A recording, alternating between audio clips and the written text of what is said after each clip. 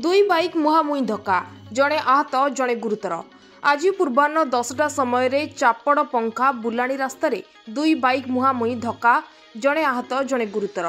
बिरिकोट गाँवर कैलाश चंद्र बस्त्राय मोहनारू निज गाँ को जिबा समय और विपरीत दिगरू कर्चबाड़ी ठारू मोहना आलोक पात्र नामक युवक जाउथिले, जहाँफल बुलाणी रास्ता होइथिबारु उभयଙ୍କ मध्यरे मुहांमुही धक्का होइथिला।